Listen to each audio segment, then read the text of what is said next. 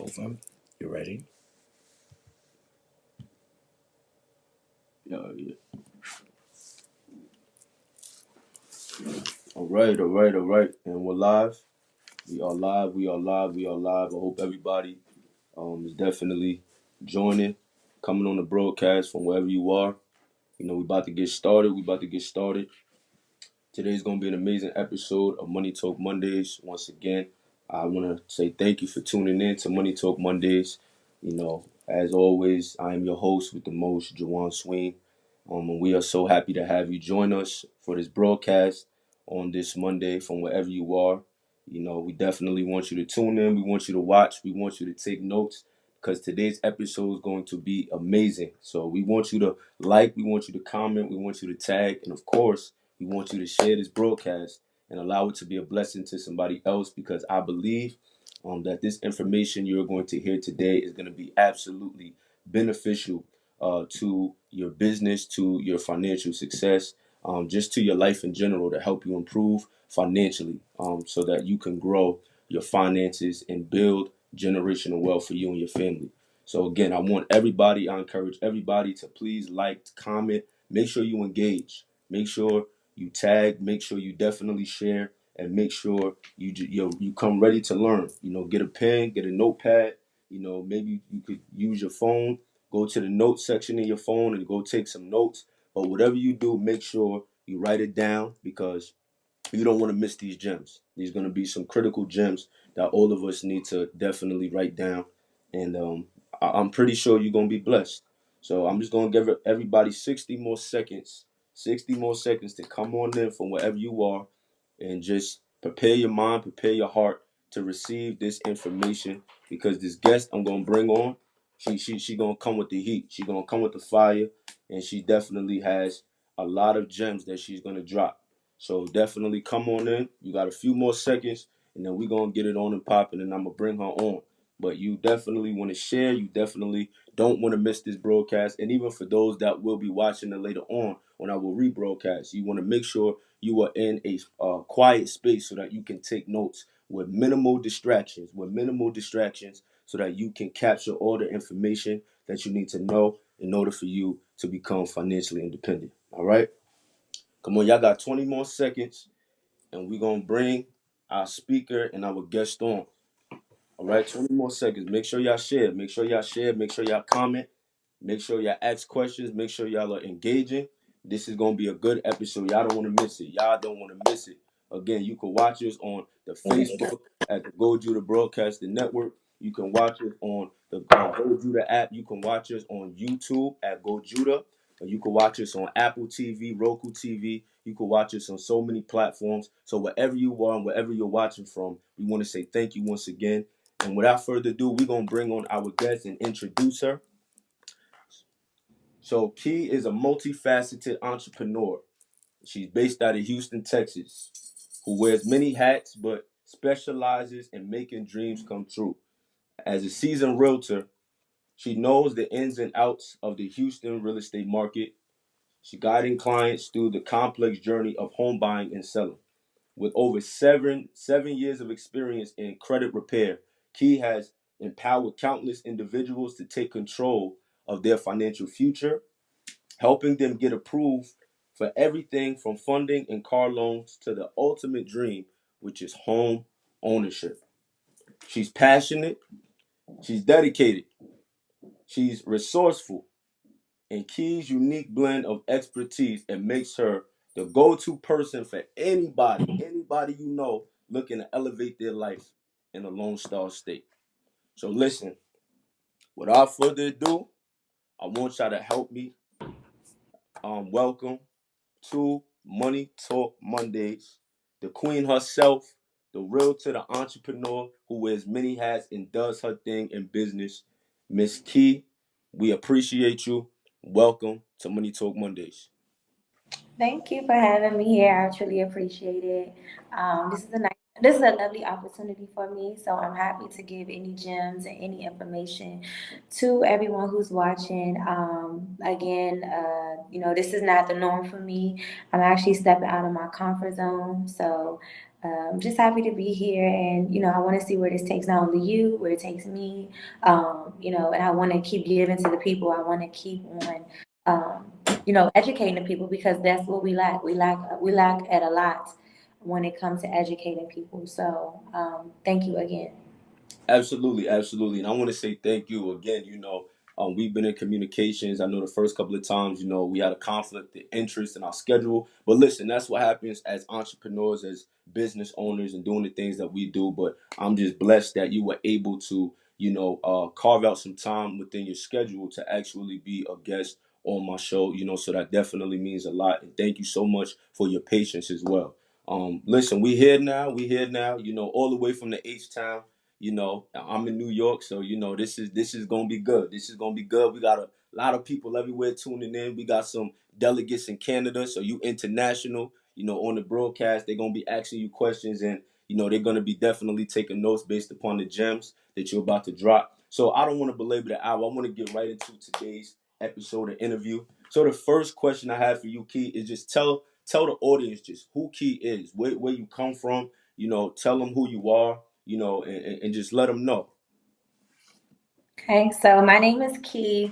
I'm 28 years old. Originally, I moved to Houston in March of this year, and I'm from Maryland. So I graduated from Howard University. I did my 4 years there. I went there for free. My mom worked for Howard, so how I got into credit repair is a whole different story. But technically, when my mom, like when I finished college, my mom quit. I hired my mother to work for me, and things worked out for the best. So I got into credit repair originally because I had messed my own credit up. It's a story behind it, but I don't want it to take over the whole podcast or take up much of the time of it. But it wasn't. It was more so of a con. Like I got conned out of money, so I had to get into it, and then I was like, I was promised that I was going to get paid back the money, but I never seen that money. So my credit plummeted because I took out loans. I took out so much stuff, thinking that this person was going to pay me back, and they didn't. So I watched my scores actually like they dropped tremendously, and then I didn't have any other choice but to file bankruptcy. So I filed bankruptcy in 2017. Um, it was very upsetting. Like I hated it for myself, but um, from a different aspect and a different point of life, you can now, like now that I know how credit works, I wouldn't say bankruptcy was the worst thing I could have done because the rich do it all the time. So, and I'm not encouraging people to do it, so don't think that I'm saying that that's okay. But at that time, I thought bankruptcy was like the worst thing I could have ever done. But really, it was just like you learn from your mistakes, and then you just kind of like move forward. And it was kind of like it was a reset. Like, okay, I owed all these all these creditors, and at the time I didn't have anything to to show for it. So I was like, okay, well, I'm gonna have to do what I gotta do, but I'm gonna get into this field. I'm gonna do what I need to do. So the way I got into it, I started repairing my own credit. I was working on my mom's, my dad's, my brother's, my sister, everybody in my circle. I worked on their credit, my friends credit. And I just like remember just everybody being excited, like with the results that I could deliver. So I said, you know what, I'm gonna just try this out. I actually was passionate about it, and I still am to this day. So I said, you know what, I think this is my calling. I started advertising on social media, and I got my first client from Instagram. She was actually from North Carolina. So that's when I knew that this was my purpose, and that I was supposed to not only do this, as I wouldn't say look at it as like from an entrepreneur aspect, but to educate people. Because here I am, I'm only 28, so you do the math. Like I started in my young 20s, didn't have everything figured out. And so at the time when I did have to, file bankruptcy and stuff like that, to me it was like, dang, this a lesson. But now when I look at it, where it has taken me, not only did it elevate me, but allow me to educate others. So it was a lesson, but it was also a blessing. So, I've been here and I'm still going. Listen, I love your story already. That's very powerful. And I know it can be extremely challenging and very frustrating, especially when you went through that period of filing bankruptcy. Nobody wants to do that, but again, like you said, it's a lesson. And you didn't take it as a loss. You took it as a lesson. and in part, you got blessed from that experience because that taught you a lot of things. You know what I'm saying? So, now, you're doing your thing in business, and God has been very faithful to you, and has allowed you to build and establish different partnerships and relationships that has propelled your business tremendously. So that's powerful, and that's a testament to a lot of people that have similar stories and struggles, and that lets them know that nothing's impossible, especially when you work hard and you do what you need to do. So powerful, and I definitely commemorate you for that. Now, you say you from Maryland, so what was life like growing up for you in Maryland? Because I got some family in Maryland. I've been out there like twice, so I got family in Baltimore and in Cherry Hill. So like what was your life like growing up in Maryland? Um, that's an interesting question. I mean, I've always felt like for me, I had to grow up faster, I would say, than I thought I would have. And the reason why I say that is because, I mean, just from the family I come from, I have a lot of old souls in my family. So I feel like even though I'm 28, I still feel like I'm a lot older sometimes just because of the people that I attract, my friendships that I have. I don't really hang around a lot of people that's like my age. So a lot of my friends are like 30 plus, 40 in their 50s. I mean, that's just how my life was just growing up. And I feel like I wanna say like I mean I always made the honor roll, so I was always a high achiever. I would say that, and my best friends they all went to college. We all went to college, so we kind of like all had the same goals. So when I went to college, college was something where it was like I didn't want to go because I wanted to go. Like I never said I want to go to college and stuff like that. And so even going to Howard, like I know my first year, I remember when I applied for Howard, I actually put on the bottom of the application, don't pick me. I don't want to come. I don't want to go to y'all school. I actually put that because I wanted to go to FAMU originally. That was my goal. That was my dream. But because it was like I said, I ended up getting a free ride because my mother worked for Howard. It was like a blessing because I said, you know what, I'm gonna just go to school. I'm gonna just get it out the way. But initially, I made bad decisions when I was younger, but it's crazy how life works because I think like having the right people in your environment will like push you to grow. Like my friends were smart. All my friends, we used to challenge each other. Like who gonna get honor roll? Like that was what we were talking about when I was younger. You know what I'm saying? Like when I was in school, this is the type of friends that I had. So those friends automatically motivated me, and it was kind of like we was challenge each other for A's, B's. We're not talking about money. We're not talking about nothing. We're just literally challenge each other on who can like who's really educated at this point, like who's going to finish this year out strong or who's going to be finish out and actually graduate from high school. So I would say that I had a lot to learn when I was younger. You know what I'm saying? I had to learn a lot. Like I said, my past is not the best, but it's not the worst. We all have stories, but I'm glad I am where I am now. So I'm like thankful for everything I had to learn to get where I am now because if you're not going through anything, you're not growing. You know, like in order to be somebody or in order to learn things, you have to go through stuff. Because if you're not going through stuff, it's just like okay, when life finally hits you with something, you don't know how to adapt to what it may have for you.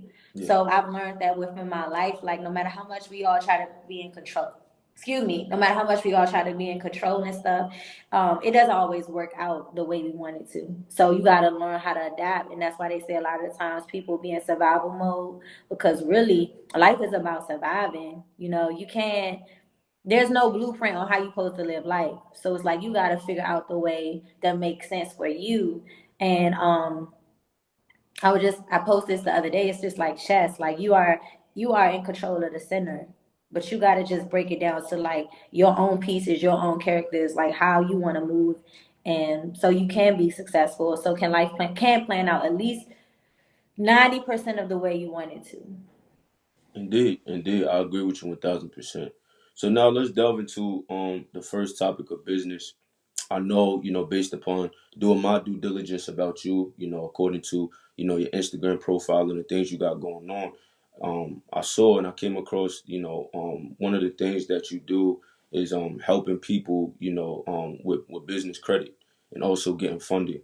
Now that's very critical. And a lot of people, especially entrepreneurs that are watching right now, that's been a challenge for them, especially, as an entrepreneur, being an entrepreneur, having access to funding, not being able to have the access to funding, or not knowing what business credit is or how to establish it. So can you just tell the audience, firstly, what business credit is, and why establishing business credit is so important? Okay. So business credit is essentially, it's not your personal credit. So business credit is where you start a business, and ultimately the goal is to get funding for your business, and it separates from your personal, because the business speaks for itself while your personal credit speaks for you. So I tell people all the time, the reason why you want to do your business credit is because it's rumor out there that you can get like no PG loans and all that, and that's true. But a lot of the times it does fall back on your personal credit. So you do have to understand that you're going to go into building your business credit like with like being the personal guarantor. Like you're going to be that PG starting off. And so the way you'll start your business, building your business credit, was first you gotta format your business. You need to format it. You need to figure out if you want to go LLC, S corp. You need to figure out, once you do that, then you want to go and get your EIN. Your EIN is free. That's your employee identification number, and that's the number that you're going to need to separate you from your personal taxes, because they're going to go by that when it comes to you filing taxes at the end of the year. Once you get your EIN number, you want to go and set up your business bank account. There's a lot of good banks out there. A lot of people start with Truist. Well, it used to be BB&T, but they merged. So with what was it, SunTrust and BB&T. So now they're Truist. But Truist is a good bank account. Chase is business friendly. I want to figure out, I want to say who else. A lot of the times you'll get like funding based off of like banks that people really don't know about. So it's always good to like do your research with like credit unions and things like that of that nature, so that you can actually figure out, what bank works for you. Because a lot of the poppin' banks are people like Wells Fargo and all those banks, like PNC, they're not really member friendly, if that makes sense. So Right. their goal is to like make as much money off of you. With credit unions, they want to help you. So they're Right. going to give you the best interest rates, and they're going to look out for you, and they're going to give you incentives and things like that because they care for the people. So yeah, once you do that, you want to get your DUNS number. I tell people all the time, a lot of people don't know about getting their DUNS number, but you'll go through Duns and Bradstreet to get your number. And then that's the number that you'll use to start building your business credit. So then you want to look into tier one, tier two, and tier three accounts. And those are just vendors. You want to partner up with some vendors who can provide your business with the supplies that it needs in order to run. So business credit is very simple. It's really just having, okay, it's obtaining funding to not only pour into your business, but so you can pour into other business ventures. Because once you start getting this capital, you invest in your business. But when you're investing in your business, obviously it's going to make you more money. So I tell people all the time, this is the way to utilize other people's money in a process of utilizing the money that you can get. Because when you have your personal credit, you're not going to get as much money and funding as you would with your business. And the reason why I say that is because a lot of the times, the only reason why a lot of people get approved is because their debt to income may not be like your debt. Uh, so your debt to income can't be high. So when I say debt to income, I'm talking, okay, so if you know you owe $500,000 and it shows up and the creditors can see that you owe all these people, and just say you only make like 700K a year, you already capped out at like 500K, because it's gonna show you owe 500,000 on your credit reports. So you got 200K to work with. You're not getting no more of that type of funding, or you're not gonna get like $1 million and stuff like that. Where if you have a business portfolio, your business is going to show like, okay, she's making 20K a month, or she's making 60K a month. We don't mind giving her $3.2 million in funding. We don't mind giving her 5 million. You feel me? So, you just got to keep it separate. And so, a lot of people don't know how powerful business credit is and stuff like that, because they're not educated on it. They don't know where to start. They don't know how to go about it. And furthermore, they don't know where to get the funding.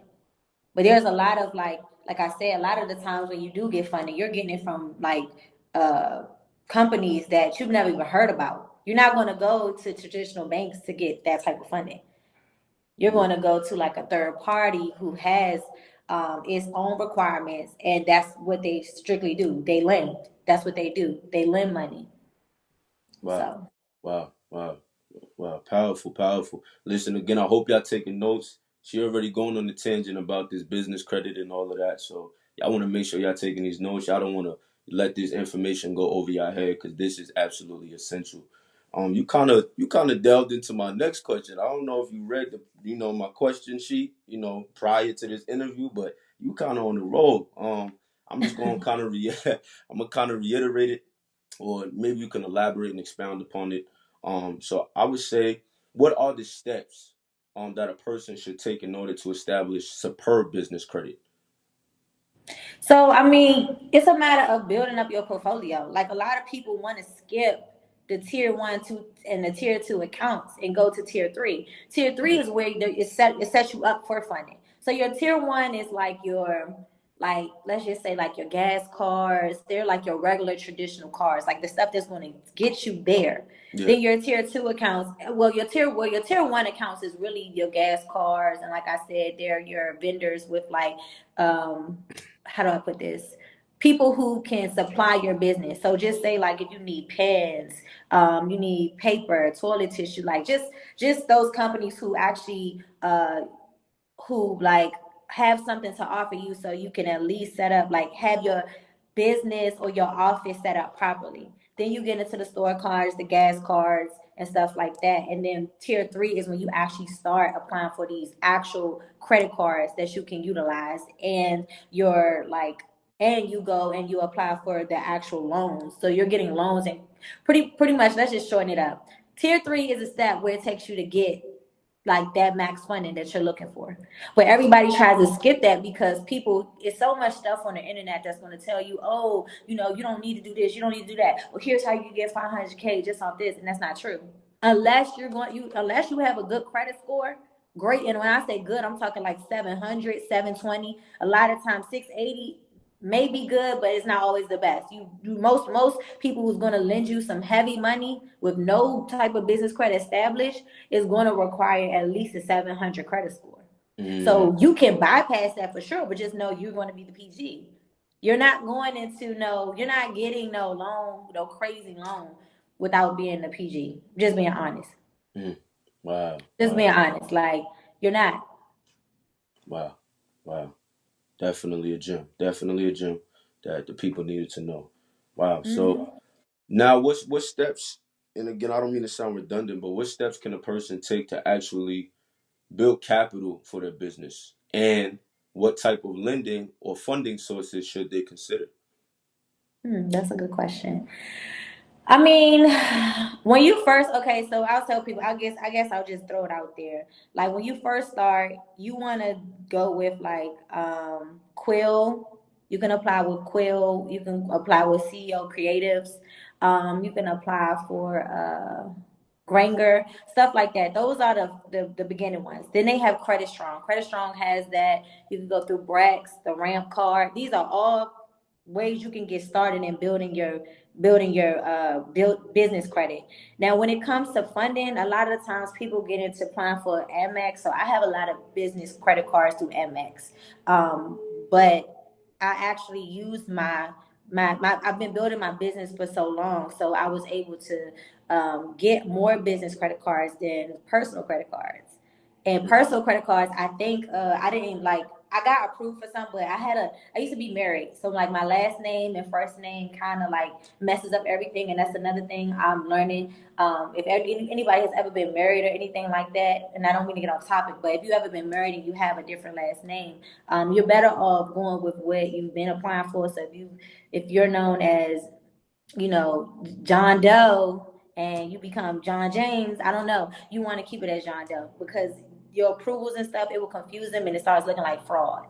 So Mm, anyway, yes, I have a lot of business credit cards through Amex. I don't have Chase. And the reason why I've never gotten Chase is because I don't stay in that 524 rule. So you cannot have gotten approved for 5 accounts within 24 months. Um, Like you can't have applied for 5 creditors and got approved and go with Chase. They don't do that. So you have to wait at least 24 months before you can go and apply for Chase. Anyway, let's get back on topic because I think I got off topic. So good. Initially I started talking about the vendors that you can actually tap in with in the beginning, like for just starting off. And then what was your second question? Yeah, so my second question was, what type of funding or lending sources should they consider? Like, give me an example when you say that. Like, for instance, like, what type of lending companies or, would you recommend, that people should consider when, Okay. to get, business capital? Got you. So they have Fundera. You can use Fundera. They have Blue Vine. You can go through Blue Vine, and you can also go through Cabbage. I know Cabbage is really good. I say SoFi, but some people may say Sophie. But you can utilize SoFi. SoFi is really good with the capital period, with um personal and business credit. I wouldn't say go through One Main because they be having like a lot of like One Main and Lemon Tree, they're not the best for you, but they still will give you money for your business funding. And then I'm actually partnered with Rock Financial. So Rock Financial, all you need with them is a credit score. Well, actually, they don't even go by your credit score. You have to at least make 5 to 10K a month, monthly, with your business, and they'll give you up to, well, their lending goes up to 5 million. So just because you make 5 to 10K doesn't mean you're going to get that 5 million. However, the more you make, and if they're saying that you make like 20, 30K, you may be able to get up to like 600 or almost close to $1 million in funding. So I've partnered with the Rock Financial. I've also partnered with National Capital Business Funding. So they also are very business friendly oriented as far as giving out loans and stuff like that. So yeah, those are the people that you can go to for your funding. Listen, she giving y'all some nuggets, man. I don't know if y'all catching this, but she giving y'all some nuggets.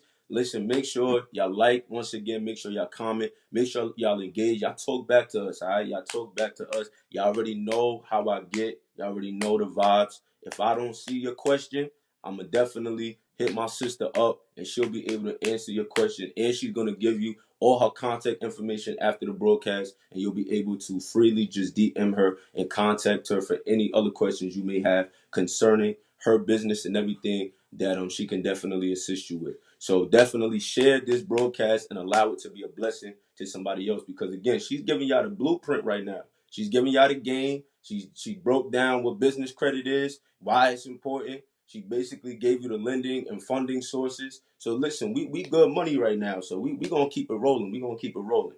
So the next question I'm gonna ask you is, what factors now should a person consider when evaluating sources of capital?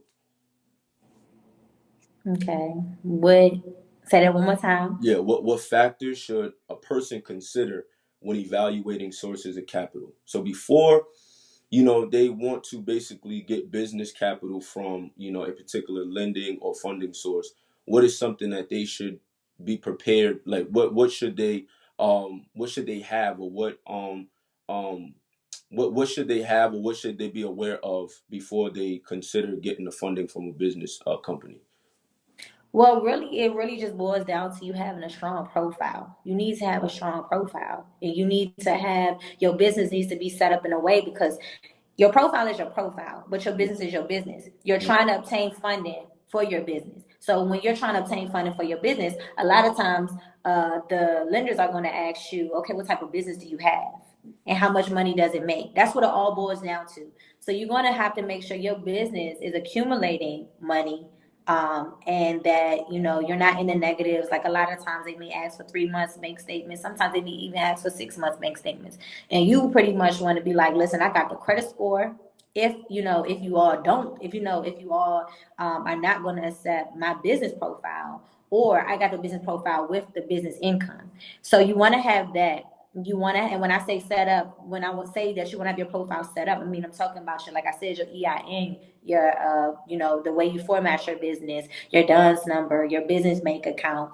Nothing personal is going in your business bank account, nothing like that. And then you want to start, like I said, building relationships with those vendors. By the time you build great relationships with your vendors, they're reporting to Duns and Brad. You get your paydex score, and they're reporting to Equifax. So now you have your score, your paydex score, and you need 80. You need an 80 or above to be in that, to have that good credit profile. So once you have that, I mean, that's all it takes. That's all you really need, because you already showing the people that you're responsible, that you know what business credit is. Like they have something to look forward to. They see your score, so they're not going to tell you no. Now from that side, you got your credit profile set up, the business credit profile set up. But now it's about your business. So how much is your business making? Is your business in the negatives?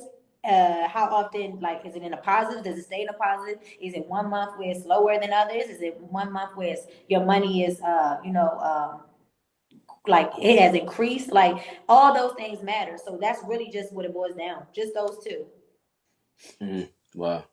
All right. All right. All right. Now, what strategies would you recommend to a person that is seeking to improve their business credit profile? Because again, you already established that having a strong business credit profile is definitely important. But what strategies would you recommend to a person that is seeking to improve their business credit profile? Maybe it's jacked up. Maybe the business credit is low right now. Maybe, they just don't know what to do in order to improve their credit. But what strategies would you give a person that's looking to do that?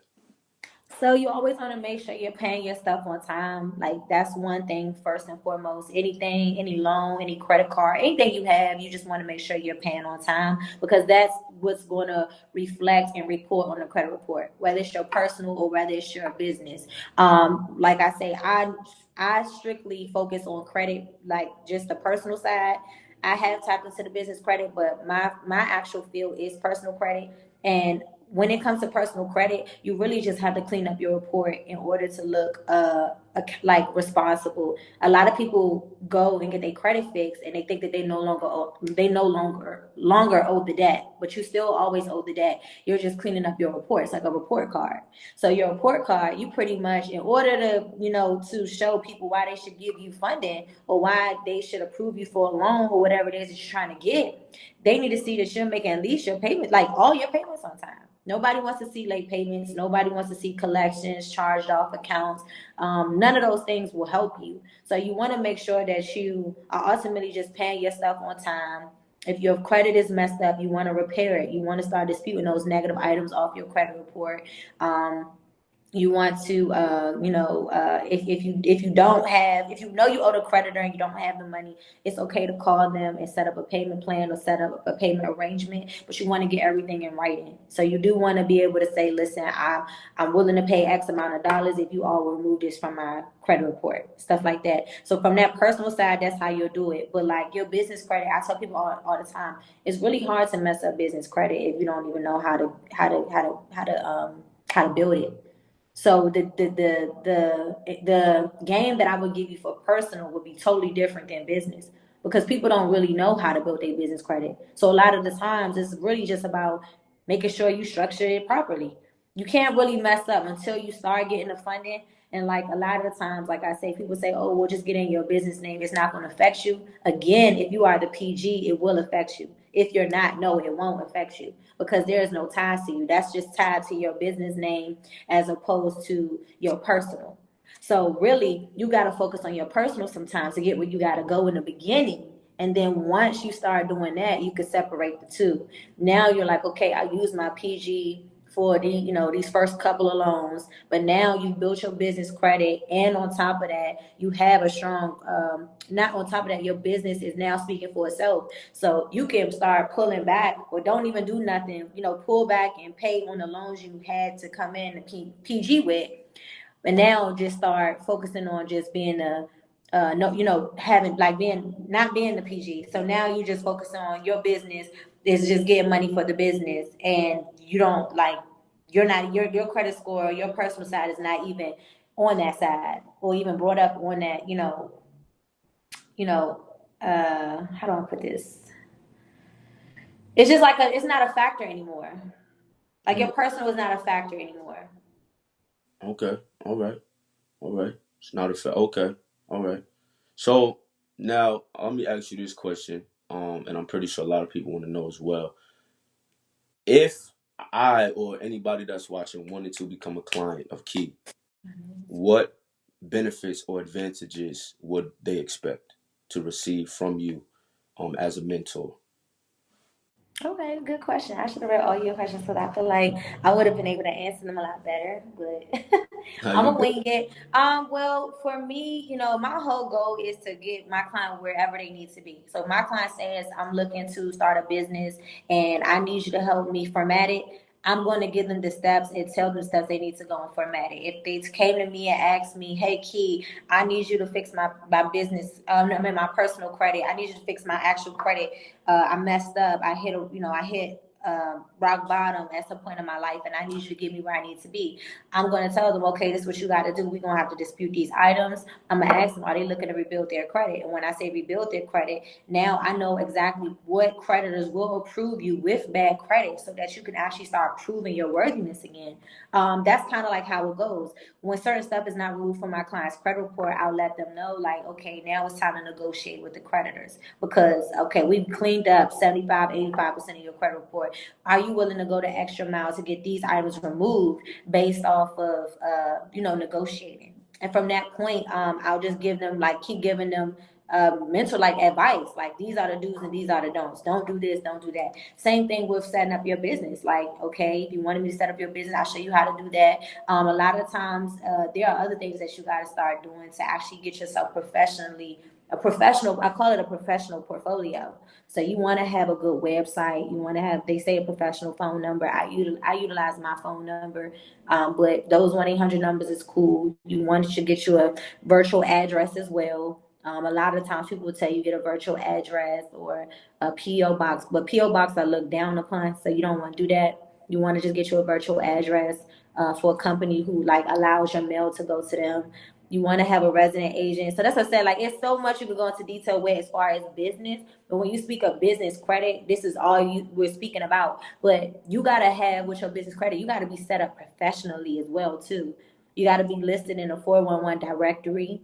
Um, Everything just has to boil down to your setup and people, because people are going to do your research on you. They're going to look you up. They're going to see what it is that you do, and they're going to look for credibility. How credible are you? Do you have a Google business? Do you have anything on Yelp? Yes. Like, what really makes you show that you are who you are? Are you in any like journals, articles, any public relation things like that? So if anyone came to me, my goal is to get them where they need to be. Whether it's getting their credit where it needs to be, getting them the funding that they need to have. A lot of people come to me. That's why I became a realtor. At the end of the day, a lot of people come to me and they say, "Okay, I want to buy a house." So my goal is to get you in your house. A lot of people say, "Okay, I need up to 100K in funding." And there's certain questions that I'm gonna ask them. Okay, who you bank with? Navy Federal is the best bank to get funded with. So I'm gonna tell people, listen, if you can get a Navy, I know to play for that. Okay, if you can get a Penn Fed, I know a 50K play for that. If you could get with Truist, I know a 50K play for that. Like, I know the plays, I know what people need to get where they need to be. Some people come to me and tell me they want a BBL. I know to play for that. Okay, cool. You want to go get your body done? Okay, all you gotta do is care credit. I'm gonna show you how to get your care credit and what you need to get care credit. So a lot of time it's really just knowing, with me being in this field for 7 years, I'm able to kind of like know like who's gonna pull what, which bank is gonna pull your Equifax, your TransUnion, your Experian, how much you may get just by putting this, what you make on the application. So there's a lot of different things that if somebody came to me, like I know I can help them. Like it's not because it's nothing that I haven't learned over the years that would not make me credible for sure. Whew, you said a lot. I don't know. I don't know. I may have to become a client. That's some pretty heavy stuff. Some very detailed information you just gave, and definitely, if y'all want to become a client, y'all know who to hit her up. She just gave a boatload of information just now. She know her stuff. She know her stuff. I told y'all, man. We don't listen, man. We bring on the hottest and the best of the best of the best. So listen, y'all. I hope y'all getting this game. So now I want to switch gears for a little bit. You just mentioned that you are a realtor, right? You've been doing that for some time as well, and I'm pretty sure just by the looks of your post and the way you interact with your clients and your partners, you really enjoy and love what you do. So it's a two-part of this question: how long have you worked as a realtor, and who or what inspired you to pursue that career? Okay. So I've been a realtor since June of this year. Okay. Originally, a lot of my clients are like really happy with my services. A lot of the times they want to keep like the momentum going. They don't want to end the friendship. So, or because I look at my clients like I've gained friendships with my clients. Like I don't just look at my clients as people who spend money. I look at my clients as a family. I had a lady the other day who was just like, I've been with you since 2019. Like, and that's the thing. A lot of my clients are repeat clients. It's not good, but it's not bad, because the reason why I say it's not good is because at the end of the day, it's like I don't want you to come back. Like I need you to understand, like it's okay. Like we all get behind and fall back on hard times, but you know, it's not okay to think that it's okay to keep messing your credit up because you can fix it. Like that's never okay. But anyway, a lot of my clients will say, "Hey, Key, I'm trying to buy a house. You have a realtor. Would you recommend somebody?" So I'm like, or they'll say, "Are you a realtor?" And I'm like, "No, I'm not a realtor." So prior, I was like, "Listen, you might as well become a realtor and help people, because at the end of the day, like, they want your services." So I remember one of my clients when I moved to Houston, she was like, "Hey, Key, I'm looking to buy a house. When you help me fix my credit and you get me rolling, I'm trying to purchase a home." So I just said, you know what? I'm about to be a realtor, because a lot of people come to me, even with my tax business. I do taxes too on the side. And I know last year when I did my tax business, I just posted like, we're all now offering taxes, like tax preparation. If you need somebody to do your taxes, let's get it done. And so many of my clients supported me with that. They was like, "You can do my taxes. I'm cool with that. Like that's fine. Get it done." So people establish a relationship with you, and that's why it's so important to do the job that they hire you for, because you never know like where it can take you. Some people, the credit business is really janky. I'm being honest. It's not a trustworthy business. So your name is on the line. It's like you really care about your clients. What are you willing to do to keep that rapport with them, to build the rapport, and to get them to continuously come back, come back? And I've noticed that over the years, my clients are loyal to me, so I don't have no choice but to be loyal back to them. So the way I got into being a realtor, I started advertising. Now it's like everybody say, "Oh, I want to work with you. I want to work with you. I can't wait till you finish my credit. I can't wait till you do this. I can't wait till you do that." I've referred 5 people out in Georgia. I just referred somebody out in Florida. I referred somebody out in Colorado. So I find people. My clients are not all in Houston. My Mm, clients are all over the place. My clients is wow. in Maryland, Virginia, DC, California. They're in Georgia. They're everywhere. So a lot of times my clients will be like, "Hey, Key, I know you're a realtor. Are you a realtor in Georgia?" And I'll say no, and I'll just refer them. But realtors make money off of referrals too. So it's not like I'm not getting paid to assist my client. However, I make sure that my client is taken care of. Like if I'm going to be sending somebody to them, I got to send them to the best of the best too, because they're rooting on me and going by who I'm suggesting them to go with. So that's why I got into this. Another thing was too, I realized as a realtor, it's really based off marketing. So I love marketing. At one point in time, I didn't know marketing. I didn't know nothing about how to be a good marketer. Right now, to a lot of people, I'm like a social influencer, but I really want to be big and I want to take it to the next level. But as a realtor, you don't just market homes. Like you find solutions for people. You find a place for them to be happy at. They commit to that. That's a large loan. So they commit to that loan.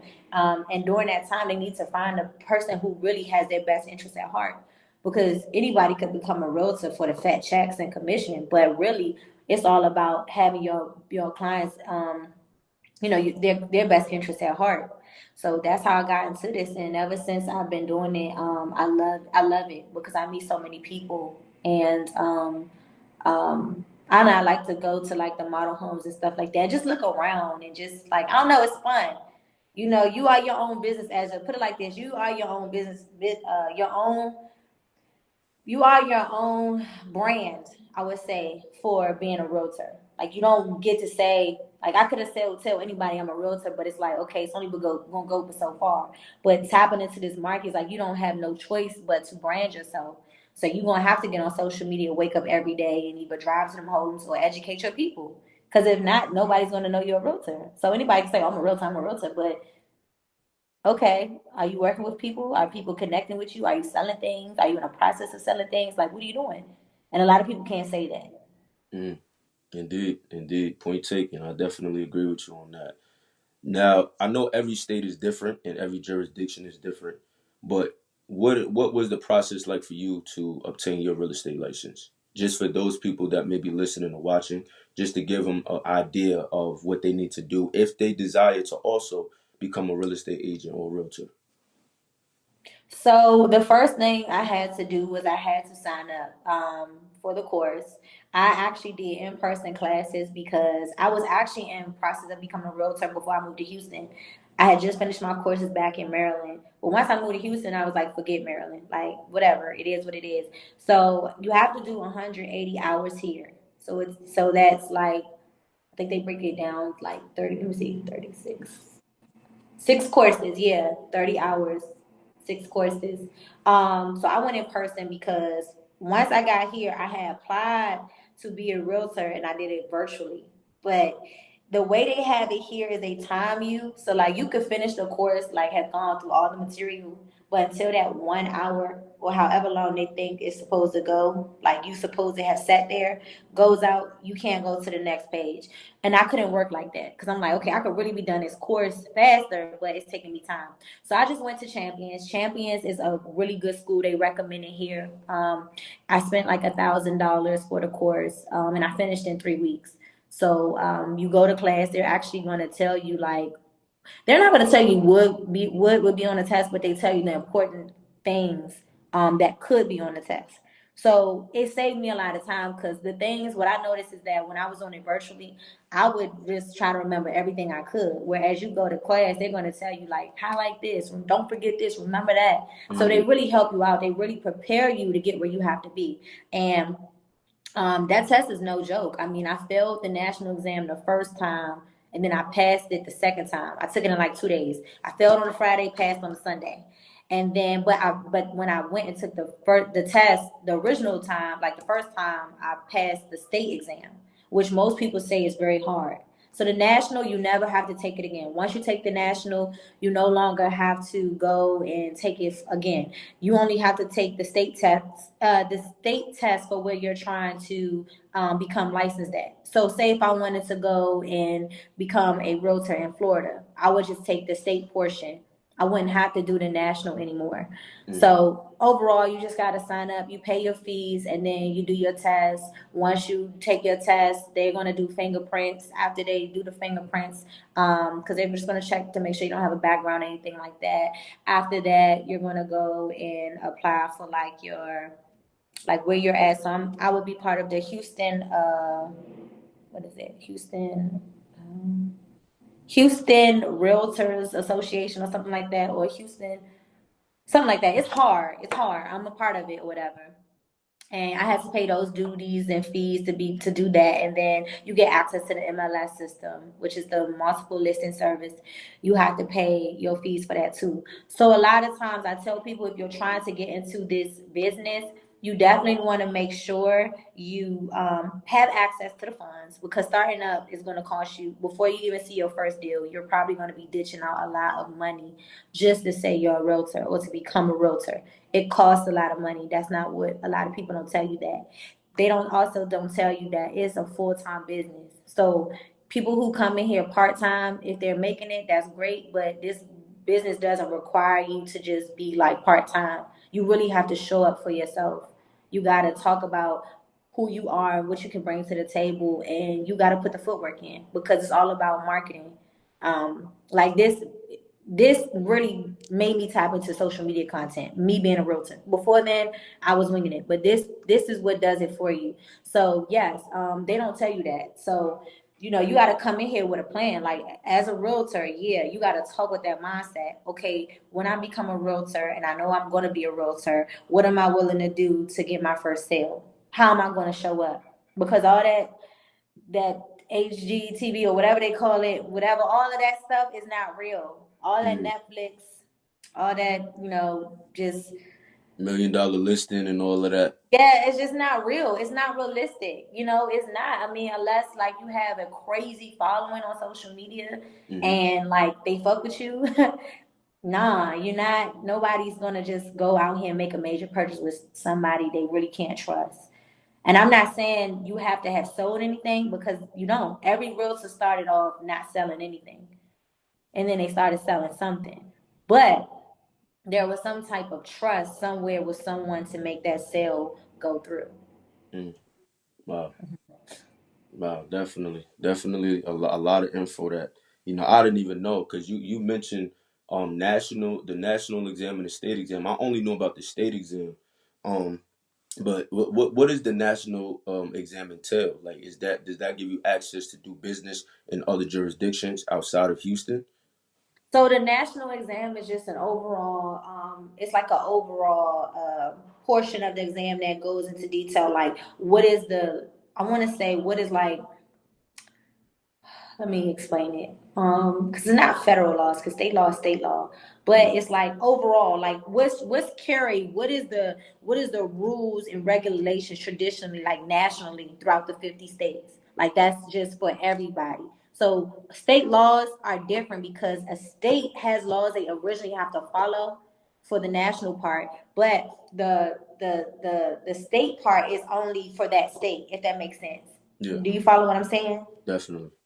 Okay, so yeah, like the national, just a broad understanding of real estate. Put it like that. It's a broad understanding of real estate, how real estate works. The do's and the don'ts, the what you can, what you can't do, how contracts work. Um, yeah, pretty much it's really about contracts. A little bit of financing, not too much of financing. The principles of real estate. Because that's what it was. Principles one, principles two. So the principles of real estate. Just overall, what's real estate? Yeah. And then the state part is just strictly for that state part. What are the state laws in Texas for real estate? Because they are not the same as in Maryland. Maryland has their own state laws, Texas has their own state laws, and so forth. Okay. Okay. Oh, Mhm. that definitely. Thank you for that clarity. So the next question I want to ask you is, how do you help your buyers stand out from the rest, especially in the competitive market of Houston?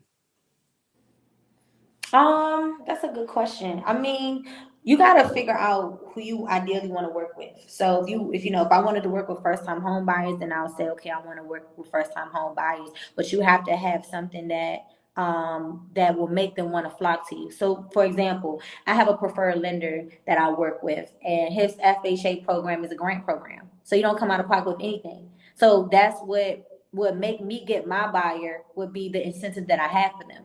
I wouldn't just try to sell them a house because they can go to anybody. What would make you want to work with me? And it would be like luckily it would be my lender. I mean, a person could probably want to work with me because they may say, "Oh, she's cute."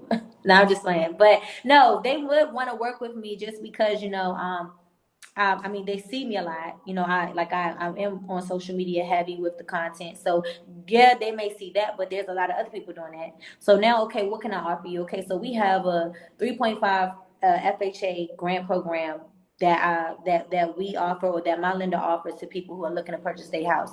They as a first time home buyer, and or we have a conventional loan program where you only got to put down 1%, and then the other 2% is a grant as well. So there is different ways you find your buyers by giving them an incentive that they can't find anywhere else.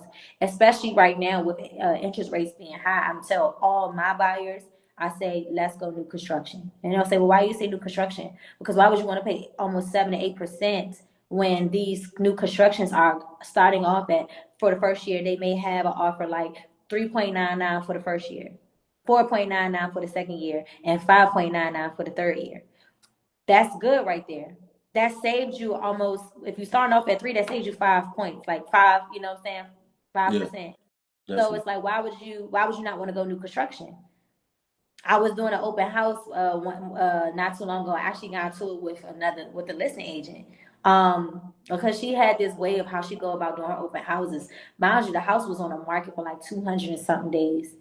And I was like, I sat back. So I'm like, okay, first and foremost, I'm doing a open house in a development that's still building.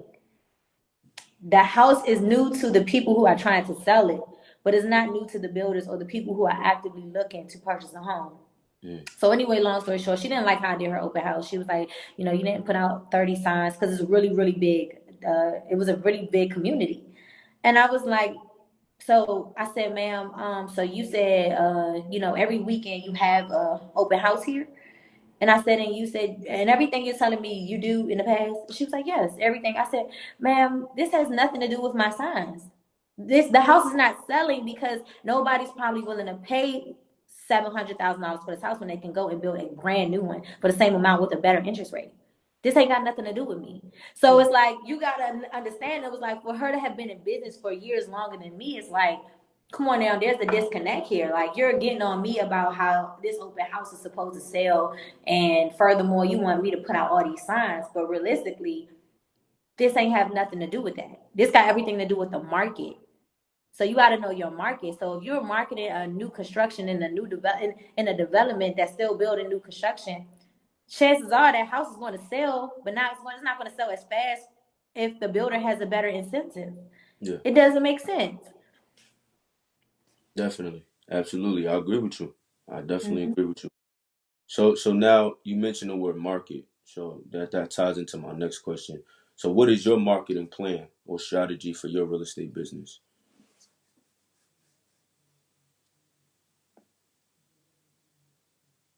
Hold on. I think it froze.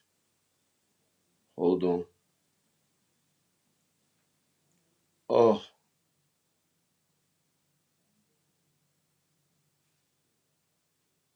hold on. Oh, Jesus.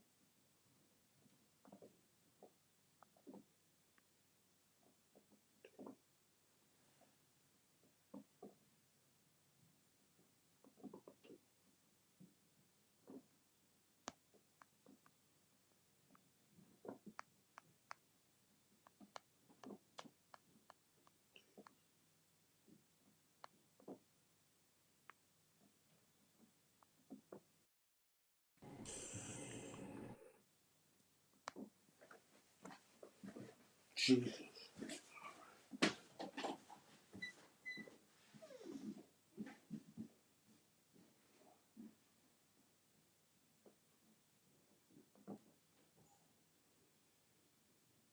I don't know what's going on. It's him on his end. Hello?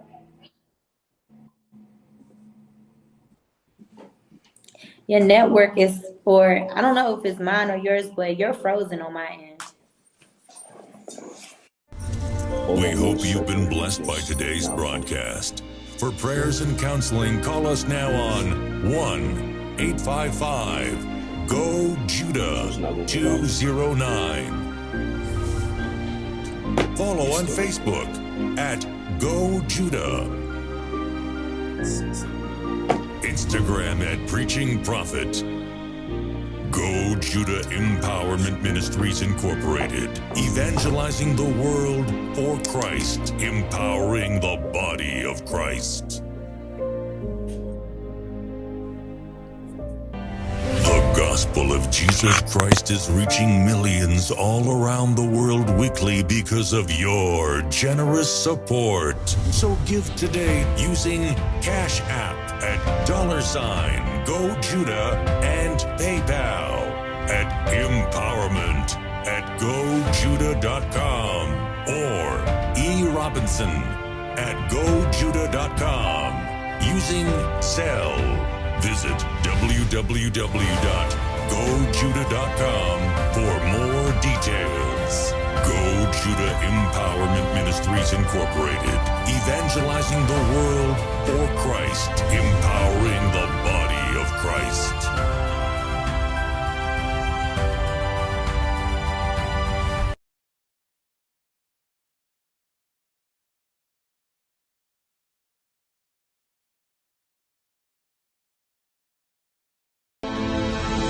Are you looking for a place to worship? Are you looking for the Word of God, preached with power and demonstration? God is counseling demonic debts. God is counseling generational cycles. God is counseling generational curses. The Breakthrough Chapel is that place to be. Our mission is to reach the lost, deliver the bound, heal the broken, and empower the found. It's over! It's over! Behold, I will do a new thing. A church with a heart for the community. A place where you are welcomed, loved, and nurtured. A fellowship of believers transforming lives, cities, and the world with the power of God. Grow with us this week in our Sunday morning worship celebration at 10:30 a.m. Sunday afternoon Holy Ghost Breakthrough service at 5:30 p.m. Wednesday night, Recharge at 7 p.m. Right here at the Breakthrough Chapel, 3723 Route 112, Gorham, New York, 11727, with Bishop E. Edward Robinson II. Don't forget to download the Go Judah app, join our e-church community, and follow us all on social media platforms today. Call 1-855-GO-JUDAH or visit www.gojudah.com for more details. The Breakthrough Chapel. We're here for you.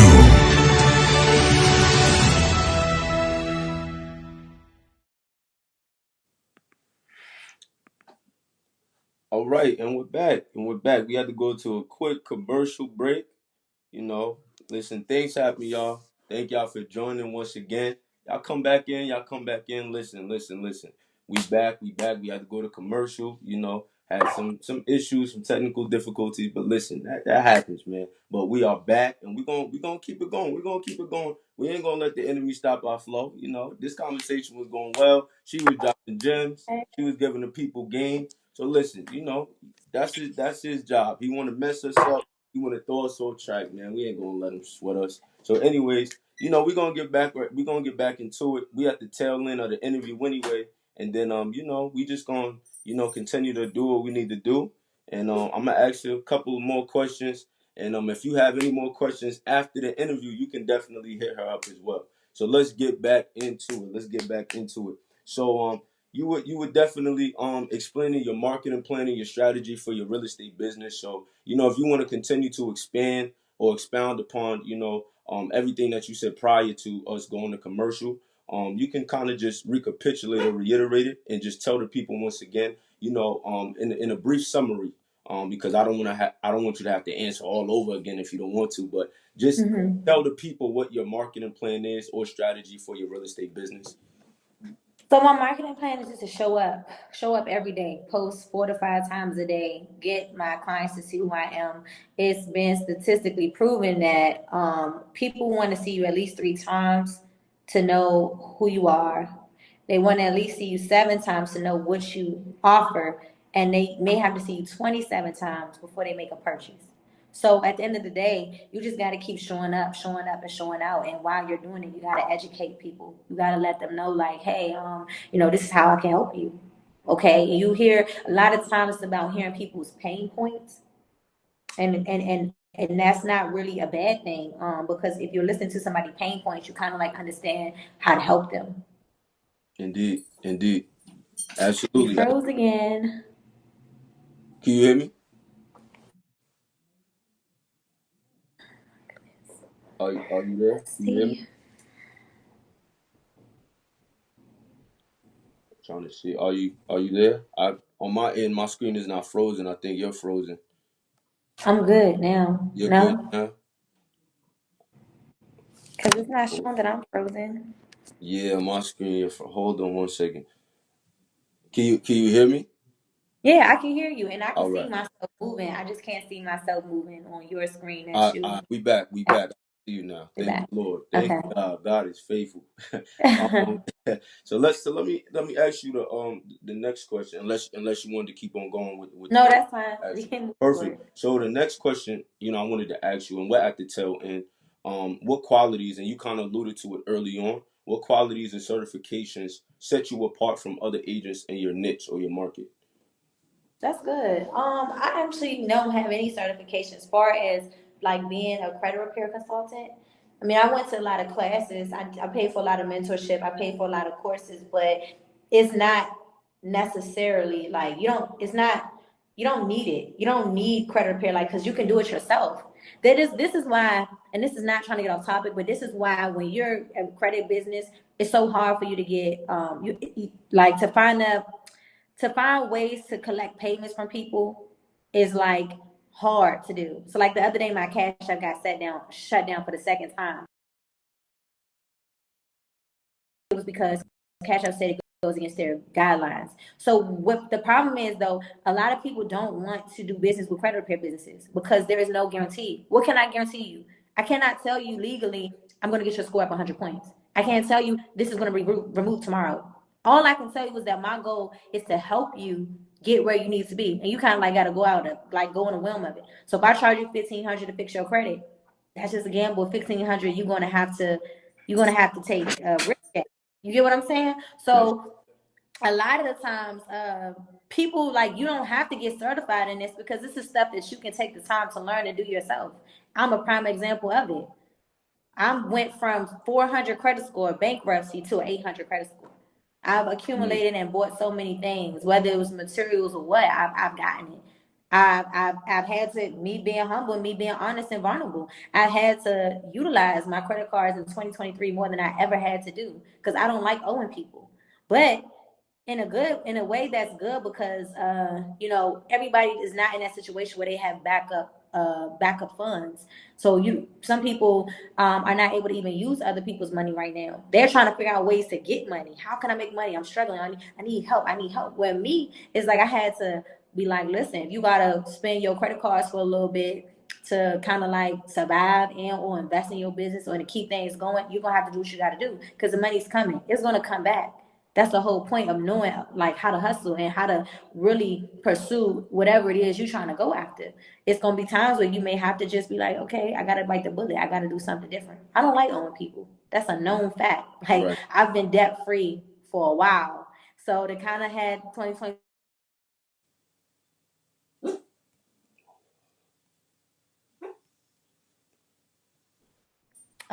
We have a okay glitch. You good?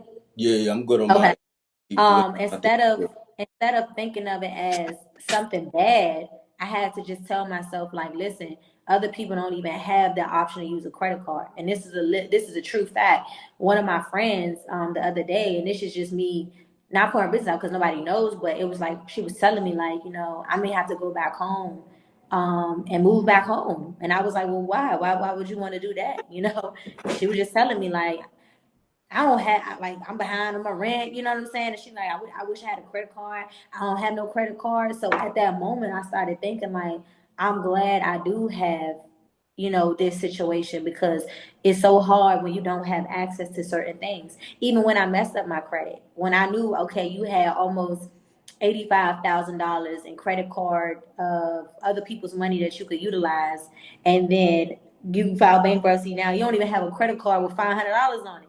So you got no choice but to have cash. And cash is not always good because if you always spending your money, at some point in time you won't run out of money. So you got to know how to leverage both of them. I utilize my cash and I utilize my credit. Sometimes if I want to go buy, I don't know, just say if I want to go buy something and it may be 2,000, I'll pay $1,000 cash and I'll pay $1,000 on my credit card. So it's all about just figuring out what works for you. But uh, I guess to get back on topic because I forgot what we were talking about. You good, you What good. question? Yeah. I was just asking, what qualities or certifications, set you apart from other agents in your market. Yeah, I mean, just experience and learning, trial and error. If I'm being honest, that's the only way you're gonna grow. That's the only way you're gonna know. You can't certifications. I'm certified in everything. I got a degree in economics. I got a minor in business administration. So I mean, I know business. I know the economy. So far and so forth. I know that everybody's going to need to have their credit repaired at one point in time.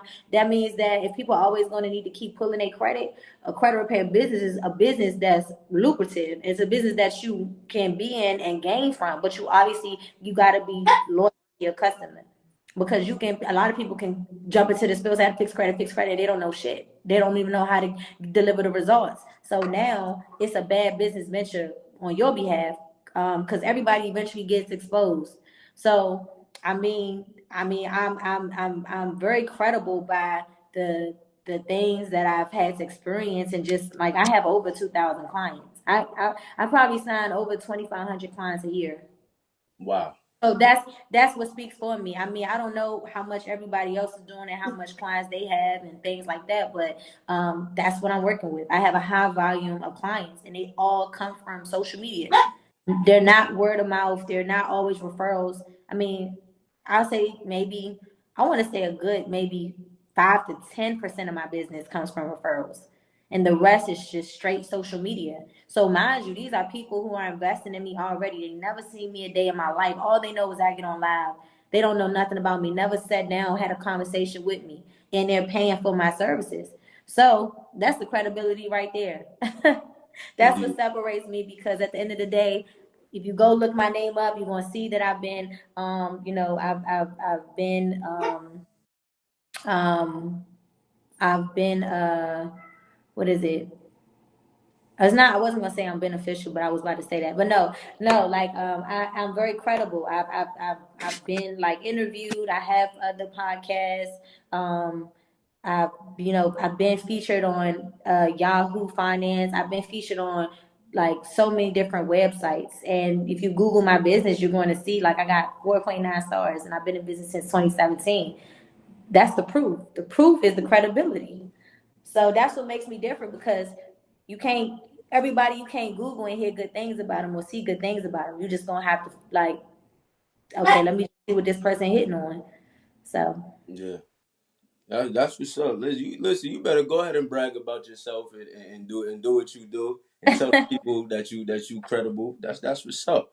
Now that's really what's up. Now this is the last question I have for you, and this has been a tremendous interview. I know the people learned a lot, and I know they're gonna go back and rewatch and replay this broadcast because there's so many gems to definitely be learned, from this interview. So now, what are the suggestions that you would give to a person that feels as if they are ready to purchase a home? So first, I would tell them to get pre-approved. You need to know your budget. You need to know what you can actually afford. A lot of the times, I tell people I don't want to waste your time, and I don't want you to waste my time. And I'm being very frugal with what because I have to personally manage my time. Everything is about time management. So I tell people all the time, you need to get pre-approved. And the reason why you need to get pre-approved because you need to know your budget. And then you need to figure out like what locations work for you and what's your must-haves and what it is that you actually want in your whether it's a brand new home or your first home, you have to come to terms with what it is that you want. And then me as your realtor, I should be there to deliver and make sure that I get you where you want to be in the house you want to be in, but I also give you the best lending options for you. Like I'm not the lender, but I'm okay with providing you advice on lenders that I think you should probably do business with. Go to this lender so that you don't. If I know that you say, okay, Key, I want to get a house, but I don't have the funds, I know where to point you. Okay, Right. you don't have the funds right now, so let's try to figure out a way we can get those funds, maybe add it to your loan because you're not going to have to come out of pocket, and you may have to pay back on it over the loan terms. But statistically, most people don't stay in their house for no more than 3 to 4 years anyway. So you're not going to be losing money. You're just pretty much you didn't have the money, so somebody was able to lend to you, and that's just what it comes with. There's a way to, in other way, always a catch to something. Like that $0 program, if we're being honest and we're being upfront, is $0, but it's still gonna cost you in the end because there are always ways people want to make their money back. Yeah, Whether that's through the interest or something else. definitely. Indeed, indeed. Well, listen, I definitely appreciate you for joining. It's been an absolute pleasure and honor to have you on. You definitely dropped some phenomenal gems for the audience. Despite our technical difficulties, which happens, sometimes, you still were able to pull everything together and, really give the people, a multiplicity of different, gems and information that they can apply. From the realtor aspect, being a real estate agent, being a business credit expert slash coach, and really, letting them know what they can expect from you if they decide to become a client with you. So I just want to appreciate you and just everything you're doing in general. For you to be 28, for you to have all of that stuff accomplished, school and your businesses and content and social media, everything that you got going on, I personally want to commemorate you and celebrate you. And being an African American young woman, that speaks volumes more than you will ever know. So keep doing your thing. Just watching you. I've been inspired. Tremendously. I've been inspired just by how you move. How dedicated and devoted you are to your craft and to your businesses, to your vocation and your career path. And it's definitely inspirational. So I wanted to personally let you know that I'm definitely proud of you. I definitely celebrate you once again, and I just encourage you to keep striving and keep on being an inspiration. For the people. Thank you so much. And like I said, I appreciate even having this opportunity because not only does this allow me to pretty much it allows me to enhance on my public speaking for sure because I'm not used to this. Like I freeze up and it's like no matter how much I may know, sometimes I may not even know how to deliver the answer because I'm not used to this. But it's allowing me to step out of my comfort zone, and the more I do it, the more I'm going to stick with it. To be honest, so I thank you. Absolutely, absolutely. So listen, y'all. Key definitely dropped some gems. Key, real quick before we depart, how can the people contact you? How can they find you? Get in touch with you if they want to become a client or if they have any other questions, concerning everything that we discussed.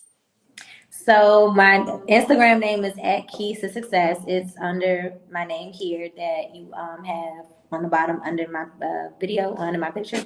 But also I can leave y'all my number right now because I don't let no type of business get away. I'm okay with getting my number out. So my number, if you have a pen or a paper or you have your phone, is 202-436-0044. Again, 202-436-0044. And I'm happy to connect with anybody, whether it's for taxes, business credit repair, or being a realtor. Like, I'm here for it all. Indeed. Well, listen. Do you have any last minute, remarks that you want to give the people before we depart from the broadcast? I guess I just wanted to I guess right now, we're in the year new. It's 27 days left, and I just wanted people to understand, like right now, I'm not sure where everybody is or where they're at, but right now the topic for me is gratitude. Be thankful for where you are, for what you have yet to come. Um, it hasn't been easy this year for a lot of people, but just keep your head up because I know the people that's out there are probably watching, but they're looking for some type of answers. And I may not have all the answers, but like I said, be thankful. We got 27 days, so you don't know within the 27 days what type of blessing can, come about. And that's just something that was just inspirational and on my heart today for the people that's watching. Wow, well said, well said. Well, there you have it, ladies and gentlemen. We definitely appreciate you, Key, for joining. It's an absolute pleasure once again. And it's a privilege to to have you on here. Again, you're an inspiration to so many, and I know the people were absolutely blessed by all of the ones.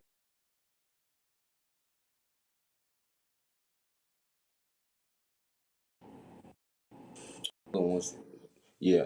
So with that, yeah. So without further ado, again, we just want to say thank you, and you know, for anybody, again, that missed this broadcast, you definitely want to go back and watch the replay, the rebroadcast, and you want to take notes, and really just apply everything that we've learned on this broadcast. Again, you can watch us on Facebook Live, on the Go Judah Broadcasting Network. We're also on YouTube at Go Judah. We're also on Apple TV, Roku TV, Amazon TV at Go Judah. So any platform that you want to watch us on, you can watch us on all of those platforms. And again, until next time, I am your host, once again, Jawaan M. Sween, and we are so happy to have you join us next week, same time, same place, right here, 12:15 p.m. Eastern Standard Time. Again, that's 12:15 p.m. Eastern Standard Time. We will see you then. Peace, love, and blessings. Key, appreciate you. All right. Thanks. Bye.